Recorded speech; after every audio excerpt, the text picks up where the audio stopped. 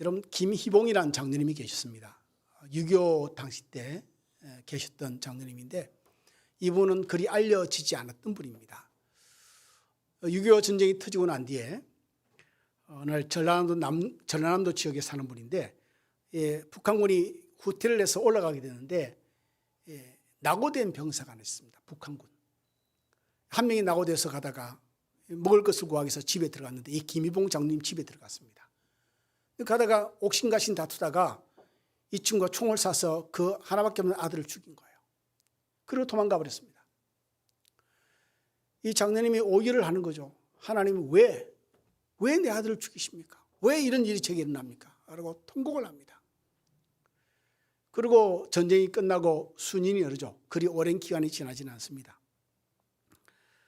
근데 사람들이, 동네 사람이 소식을 하나 듣고 왔는데 그 당신 아들을 죽인 사람이 살아있고 이 근방에 있다는 거예요. 그래서 찾아갔습니다. 마음을 강하게 먹고 찾아갔더니 그냥 정말 다 무너져가는 움막 같은데 거지처럼 살고 있는 거예요. 마음을 다지고 들어가려고 하는데 용기가 안 나는데 하나님이 이렇게 말씀하십니다. 내가 너를 용서하신 같이 너도 그를 용서하라. 음악문을 열고 들어가니까 거지처럼 있습니다. 이 청년이. 그래서 이렇게 말합니다. 나는 너를 용서하고 마음이 생기지 않는데 나는 교회 다니는 신자다. 하나님 믿는 사람인데 하나님이 너를 용서하라고 말씀하신다. 그러니 나도 너를 용서한다. 라고 이야기합니다. 그 주위에 같이 따라하는 동네 사람들 같이 있는 것이죠. 놀랐습니다. 왜? 보복을 할 줄 알았습니다. 당연히 아들을 죽인 원수니까. 그리고 거기에다 덧붙여 마지막 말을 하는 말이 이렇습니다. 나는 너를 용서할 뿐만 아니라 너를 내 양자로 삼아서 내 아들의 삶을 이어나가게 하고 싶다. 여러분, 원수를 미워하는 것은 굉장히 쉬운 일입니다. 애를 쓸 필요도 없습니다. 그냥 마음이 흐름대로 놓아두면 우리는 원수를 죽을 때까지 미워할 수 있습니다. 어렵지 않습니다. 그런데 성경은 말합니다. 원수를 사랑하라고 그럽니다. 이 사랑은, 원수를 사랑하는 것은 나의 자연스러운 감정과 흐르는 마음을 거슬러 올리는 겁니다. 여러분, 강물을 거슬러 올릴 수 있습니까? 우리의 마음도 그와 같습니다. 우리 마음이 흘러가는 자연스러움은 그냥 자연스러움입니다. 우리도 마음이 그렇게 불편하지 않습니다. 그러나 그 마음을 멈추고 다시 되돌리는 것은 정말 힘이 겨운 일입니다. 원수를 용서하고 사랑하는 것은 거의 불가능에 가까운 일입니다. 그런데 한 가지 유일한 길이 있는데 그것은 바로 하나님의 사랑으로 사랑하는 겁니다. 믿음만이 원수를 사랑할 수 있는 힘과 용기를 주는 것이죠. 오늘 본문은 용서에 대한 이야기가 기록되어 있습니다. 주제가 용서입니다. 여러분, 1만 달란트 빚진 자가 있습니다. 예수님이 비유로 말씀하시는, 용서에 대한 이야기를 하시면서 비유로 말씀하시는데 1만 달란트 빚진 자가 있는데 주인이 그를 불러서 그 빚을 갚으라고 말합니다. 종이 이렇게 대답합니다. 예, 주인이시여, 내가 갚겠습니다 말하죠. 주인이 요구하는 건 이렇습니다. 네 아내도 팔고 자식도 팔고 속된 말로 너와 관계된 모든 건 다 팔아서라도 내 빚을 갚아라. 종은 말합니다. 갚겠습니다. 근데 종이 이렇게 보니까 주인이 보니까 종이 불쌍해 보인 거죠. 탕감이 좋습니다. 이런 1만 달란트 개념이 없죠. 하루 품삯이 1데나리온입니다. 근데 1데나리온이 6,000개 모여야 1달란트가 됩니다. 거기다 곱하기 만을 해야 1만 달란트가 됩니다. 하루 품삯을 여러분 10만으로 치면은 여러분 1만 달란트는 6조가 됩니다. 6조가. 그걸 어떻게 갚습니까? 그것을 탕감해 주었어요. 얼마나 기분 좋겠습니까? 이 사람이 집으로 돌아가는 길 여정 가운데서 한 사람을 만났는데 자기에게 100데나리온 빚진 자를 만납니다. 100데나리온. 6조를 탕감받은 그날 자기에게 1,000만 빚진 자를 만나는 거죠. 그리고 걔 멱살을 잡습니다. 잡고 너 언제 갚을래? 100데나리온 1,000만 빨리 갚아라. 라고 말하는 거죠. 이 사람이 또한 자기가 주인에게 했던 말과 똑같은 말을 합니다. 내가 갖겠습니다 라고 말하는데 그를 불쌍히 여기지 않습니다. 그를 잡아다가 옥에 가둬버립니다. 그리고 사람들이 그것을 지켜본 사람들이 주인에게 가서 그 이야기를 고하는 거죠. 그 주인이 너무너무 괘씸합니다. 그를 불러서 이렇게 말합니다. 악한 종아, 네가 빌기에 내가 네 빚을 전부 탕감하여 주었거늘 네가 너를 불쌍히 여긴 것 같이 너도 내 동료를 불쌍히 여김이 마땅하지 아니하냐. 그리고 그를 옥에 가둬버립니다. 마지막 절에 예수께서 던지는 중요한 메시지가 있죠. 용서라는 메시지입니다. 35절이죠. 너희가 각각 마음으로부터 형제를 용서하지 아니하면 나의 하늘 아버지께서도 너희에게 이와 같이 하시리라. 여러분 이 본문의 내용을 가만히 보면 1만 달란트 탕감받은 자가 100데나리 빚진 자를 정죄할 자격이 없는 거죠. 그러니까 당연히 용서해야 된다는 겁니다. 당연히 불쌍히 여기는 것이 옳은 것이라는 거죠. 이걸 오늘 우리의 삶에 적용시키면 우리가 그러하다는 거겠죠. 용서는 신앙생활의 본질이지만 삶으로 가져오기는 너무 어려운 영역입니다. 정말 죽을 힘을 다해도 쉽지 않은 것이 용서이기도 합니다. 베드로가 예수님께 이런 질문을 던집니다. 용서에 대한 질문이죠. 이렇게 말합니다. 예수님, 누가 나에게 죄를 지으면 7번은 용서하면 되겠죠? 뭔 의도로 이렇게 예수님께 질문을 던졌을까? 왜냐하면 당시 유대 사회는 누군가가 잘못과 실수를 하면 3번 정도 용서하는 것이 대단한 용서의 횟수입니다. 횟수로 말할 때 3번을 용서하면 그는 대단한 신앙인인 것이죠. 대단한 인격자입니다. 그런데 베드로는 뭐라 그러죠? 7번이나 말하니 그 2배가 넘습니다. 그러니까 베드로의 의도는 뭐냐면 자기가 7번이라고 말을 하면 예수님께서 너는 용서에 대한 태도가 참 좋구나. 그래서 칭찬받을 의도와 목적이 이 질문 가운데 있는 것이죠. 그런데 예수님은 이렇게 말합니다. 7번이 아니라 7번에 70번이라도 용서해라. 490번이죠. 그런데 여러분 용서는 횟수에 대한 이야기가 아닙니다. 용서는 몇 번에 대한 이야기가 아니고 용서는 신앙인의 태도에 대한 이야기입니다. 내가 저 사람을 10번 용서했는데 11번째는 화를 내고 짓밟을 수 있죠. 성경은 그렇게 가르치지 않습니다. 성경은 우리가 카운팅하고 있는 내가 몇 번을 참고 몇 번을 용서했으니까 그 다음은 내가 화를 내도 나를 이해해 주겠지라는 것은 지극히 세상적이고 인본주의적인 생각인 것이죠. 예수는 말씀하십니다. 네가 횟수로 나를 공격하고 나에게 따지고 드느냐? 70번씩 7번. 7번에 70번. 이건 just 그냥 uncountable 라는 이야기입니다. 횟수에 대한 이야기를 하는 게 아닙니다. 사람은 누구나 상처를 받으면 거기에 대한 미움을 갖게 됩니다. 불쾌한 일을 당하거나 목격하거나 상황을 겪으면 상대에 대한 미움이 생기는 것이 인지상정이죠.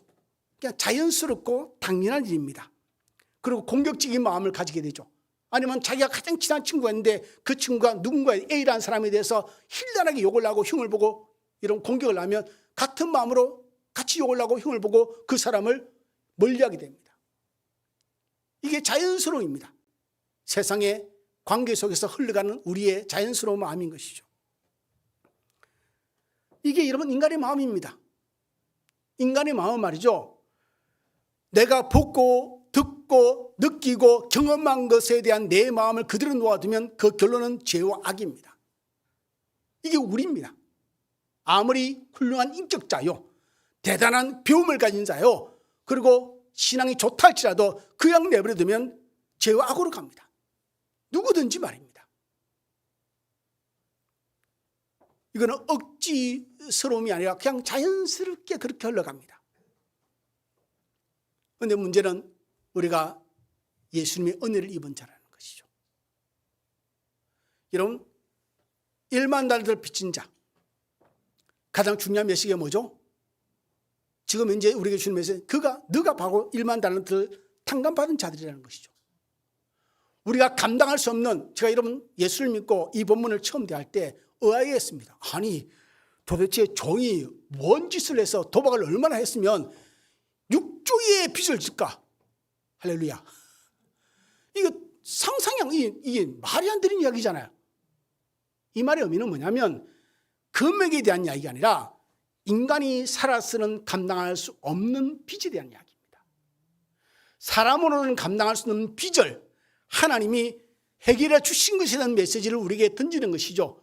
다시 말하면 우리는 우리가 감당할 수 없는 죄에 대해서, 우리의 허물에 대해서 인간이 살아서는 온 힘을 다해도 도저히 해결 안 되는 그 죄에 대해서 하나님이 탕감해 주고 해결해 준 것에 대한 은혜에 대한 이야기입니다.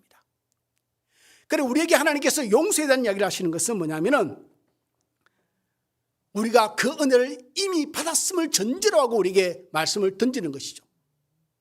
에베소 4장에 32절에 바울은 이렇게 말씀을 합니다.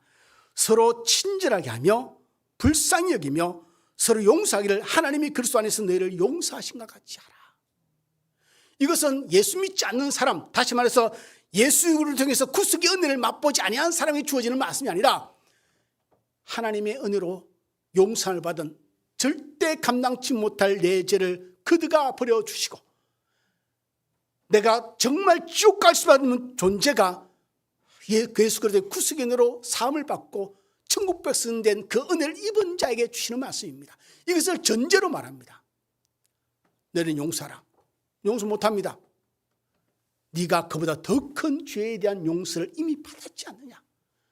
너는 1만 달란트에 대한 고통을 사함받고 그 죄를, 그 빚을 탕감받았거늘 너희가 세상을 살면서 100데나리온 그리고 1000데나리온, 10,000데나리온의 빚진 자를 만난다 할지라도 너희는 1만 달란트에 대한 죄를 용서받았고 탕감받았으니 은혜를 입었으니 그 은혜를 베푸는 것이 너희의 신앙의 태도지 않느냐. 지금 이야기를 하시는 것이죠. 죄로 말미암아서 지옥 갈 존재예요. 우리는 원래 하나님 밖에 있었던 존재였는데 하나님 안에 들어왔고 마귀의 자식이었는데 이제는 하나님의 자식이 되었고 하나님 밖에 있다가 하나님 안에 들어왔죠. 지옥 갈 존재가 천국 백성이 되었습니다. 이걸 전제로 하나님이 오늘 본문을 통해서 우리에게 말씀하시는 것이죠. 그런데 우리가 예수를 처음 믿을 때는 좀 그런 마음이 강했을 겁니다. 구원의 감격이 있었으니까. 그냥 단지 교회를 다니는 사람이 아니라 예수를 믿고 그 구속의 은혜를 깨달았으니까. 어느 날 제가 어떤 저희 교회에 온 새신자에게 제가 질문을 던 적이 있습니다. 그게 집사예요. 집사님, 하나님 믿습니까? 하나님 믿는답니다. 근데 질문하니까 구원받은 흔적은 없어요. 그러니까 이런 거죠. 하나님이 존재하시는 것은 믿어요. 그런데 내가 예수의 십자가의 구속의 은혜로 말하면서 구원받은 그 경험은 없는 거예요. 이런 사람들이 교회에 꽤 많습니다. 꽤 많습니다. 무슨 일이 벌어지냐면 하나님이 살아계신 것은 계신 거 맞는 것 같아. 근데 예수를 만나지 못했어요. 이러면 자기 안에 어떤 마음이 생기냐면 정의와 옳음에 대한 자기 신념 속에 갇히게 됩니다. 여러분, 누가복음 18장에 보면은 바리새인과 세리가 등장하는데 예수님의 비유입니다. 이것도 성전에 들어가서 똑같은 시간에 하나님께 기도하는 내용에 대한 기록이 나와 있습니다. 이 바리새인은 소위 어떤 사람이냐면 당시 율법을 가장 철저하게 지키는 종교 지도자의 부류입니다. 사람들이 이 사람들을 나름대로 하나님이 말하는 경건한 사람으로 분류되어 있는 사람입니다. 세리는 어떤 사람들이죠? 세리는 유대 사이에서 모든 유대인에게 한 명도 빠짐없이 모든 유대인에게 매국노요, 죄인으로 분류되어 있는 사람입니다. 너무 상반된 위치에 있는 존재가 성전 안에 들어가서 하나님께 기도하는데 바리새인의 기도가 이렇습니다. 읽어드립니다. 하나님이여, 나는 다른 사람들 곧 토색, 불의, 간음을 하는 자들과 같이 아니하고 이 세리보다 같지 아니함을 감사하나이다. 나는 일회에 2번씩 금식하고 소득의 11조를 드리나이다 라고 말합니다. 자, 그런데 세리에 대한 기록이 있는데 누가복음 18장 13절에 이렇게 기록이 되어 있습니다. 들어보시기 바랍니다. 세리는 멀리 서서 감히 눈을 들어 하늘을 쳐다보지도 못하고 다만 가슴을 치며 이르되 하나님이여 불쌍히 여기소서 나는 죄인으로소이다 하니라. 단순히 제가 보여드리면 바리새인은 이렇게 기도했겠죠. 두 손을 들어 하늘을 바라보며 서서, 세리도 서서 기도하는데 머리를 조아리고 가슴을 치면서 이렇게 기도했습니다. 문제는 뭐냐면 사회적 평가와 자기 자신들의 생각은 바리새인은 대단한 신앙인이고 경건한 자고 율법을 철저히 지키는 자고, 세리는 모든 사회와 사람들이 지탄하는 매국노요 죄인인데 하나님은 평가가 너무너무 다르다는 거죠. 성경에 뭐라고 기록되어 있죠? 세리를 하나님이 어렵다 하셨느니라. 어떤 신학자가 책을 한 권 썼는데요. 책 제목이 복음적인 바리새인입니다. 그 책의 내용 속에 우리 속에 찔림 있는 메시지가 뭐냐면 많은 그리스도인 안에 바리새인이 한 명 산답니다. 우리 안에 바리새인이 있다고요. 나는 바리새인이 아닌데 내 안에 바리새인이 존재한다는 겁니다. 위선적이고 체면을 따지고 남을 따지고 정죄하기를 절개하고, 나는 짓지 않는 죄를 누군가가 지면 그 죄를 지적하고 혹은 내 마음속에 분을 품고 혹은 정죄해서 그 사람은 죄인으로 취급해버리는 것이죠. 이게 바리새인입니다. 바리새인이 하나님께 와서 기도하는데 나는 저 세리와 같지 않습니다. 여러분, 그 이유가 뭐냐면 우리가 예수를 믿고 1년, 2년, 10년, 20년 지나면서 내가 1만 달란트 빚진 자였다는 것을 망각하는 것 같습니다. 1만 달란트 빚진 자였고 1만 달란트를 탕감받은 자라는 것을 망각하는 것 같습니다. 그 감각을, 그 느낌을 놓아버린 것 같습니다. 내가 저 사람보다 더 큰 죄인이고 더 악한 자고 하나님께 감당할 수 없는 용서를 받은 존재임을 망각하니 우리는 우리 속에 새로운 의로움이 생기고 새로운 신념이 생깁니다. 내가 가지고 있는 나의 판단을 기준한 옳음에 대한, 의로움에 대한, 정의에 대한 것을 내 속에 가지게 되죠. 제가 어떤 집사님에게 이런 말씀했습니다. 집사님 속에 있는 개똥철학을 버리세요. 그래야 신앙 안에 들어옵니다. 제가 그렇게 말했습니다. 목사님 그게 잘 안 돼요. 그래요. 그 사람 정말 지식이 풍부한 사람입니다. 그래서 제가 그랬습니다. 집사님 속에 있는 개똥철을 버리지 않는, 무너뜨리지 않는 한 복음이 그 속에 못 들어갑니다. 여러분, 용서는 하나님의 은혜를 입은 자, 1만 달란트를 탕감받은 자의 선택의 옵션이 아니라 의무입니다. 여러분, 주인이 1만 달란트를 탕감받은 자에 대해서 말하죠. 너는 당연히 그를 불쌍히 여기고 당연히 그를 긍휼히 여겨야 되지. 내가 너를 불쌍히 여긴 것처럼 너도 그를 불쌍히 여겨야지. 이렇게 지적합니다. 그래서 마지막 절에 말하죠. 마음으로부터 용서해야 된다. 마음이. 그러니 여러분, 저도 그렇고 여러분도 우리는 우리의 마음속에 있는 타인에 대한 정죄의 마음을 정리하지 않으면 신앙이 나아가지 않습니다. 이건 어려운 일입니다. 제가 서론에 말씀드렸죠. 정말 강물을 거스르러 올리는 것처럼 우리의 마음을 역행시키는 것은 죽을 힘을 다해도 쉽지 않은 일이라고. 용서의 결단은 회복의 시작입니다. 십자가를 아는 자만이 여기에 동참하겠다고 애를 쓰기 시작합니다. 십자가의 구속의 은혜를 입은 자만이 내가 한번 해보겠다고 애를 써보겠다고 발걸음을 뛰기 시작합니다. 누가복음 6장 37절에 예수께서 이렇게 말씀하십니다. 비판하지 말라.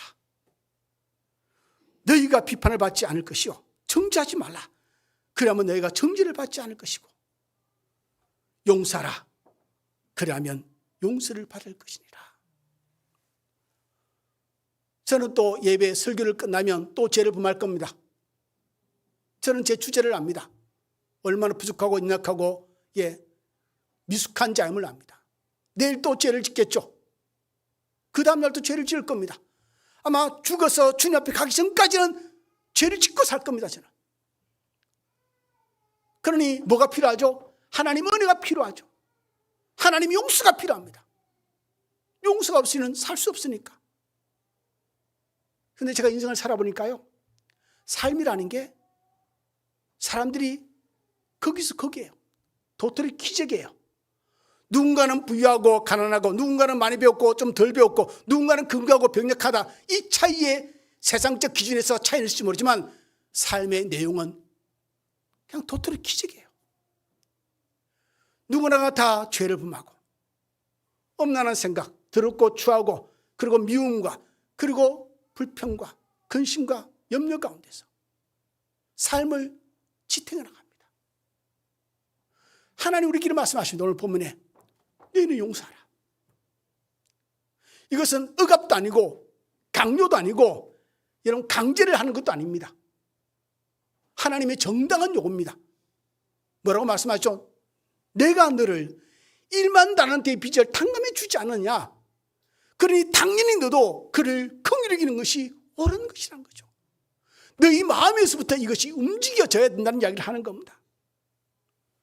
그러니 여러분 용서에 대한 단어를 선택할 때 우리의 기분과 우리의 느낌을 동원하면 백전백패입니다. 용서란 단어를 생각하기 시작한다면, 용서의 이형자를 시작하고 내에 기억하기 시작한다면 먼저 내 기분을 따르지 않고 감정을 따르지 않기로 내가 작정하는 결정입니다.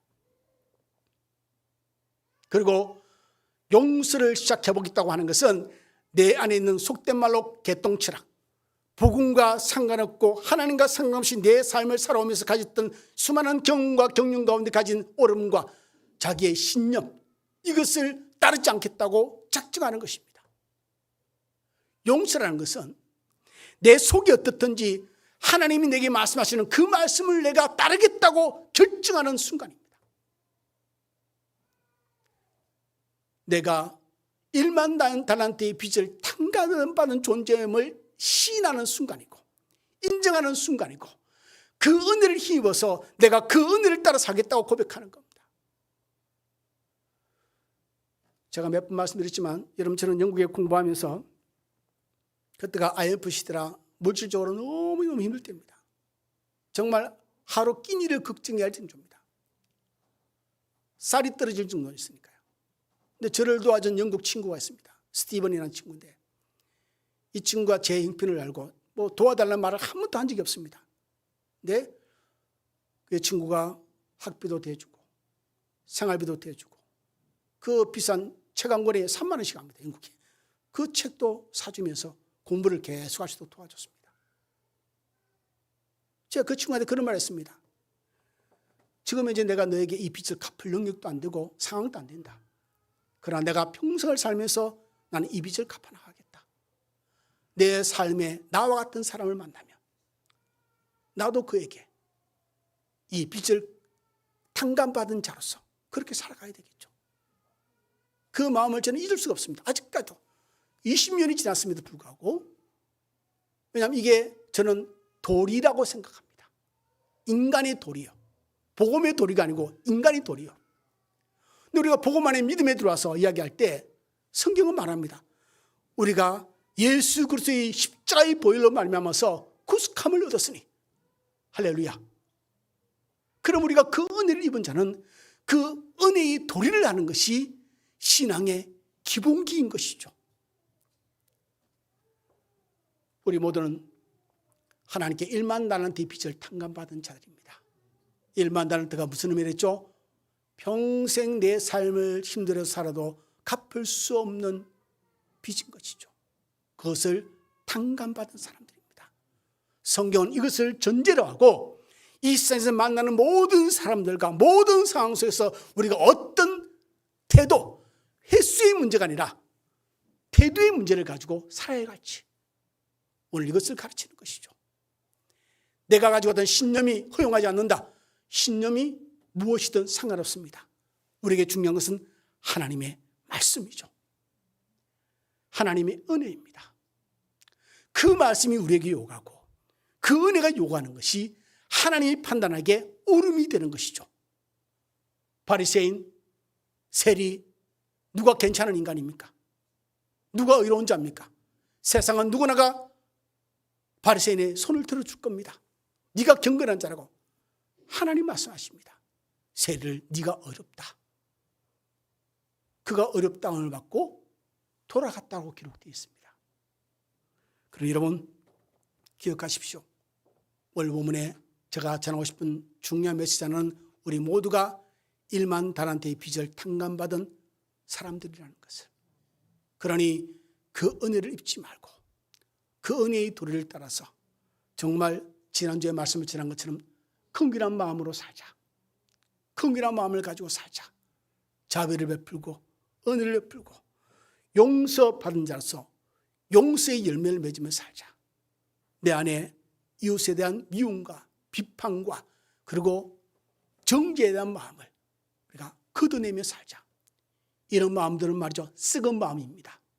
이 썩은 마음은 우리의 영혼을 계속해서 찌르고 우리의 영혼을 계속 더럽히고 있습니다. 이제는 걷어내야 되죠. 어떤 이들은 이 마음을 1년, 2년이 아니라 10년, 20년, 30년 동안 안에 간직하고 있는 사람들이 있습니다.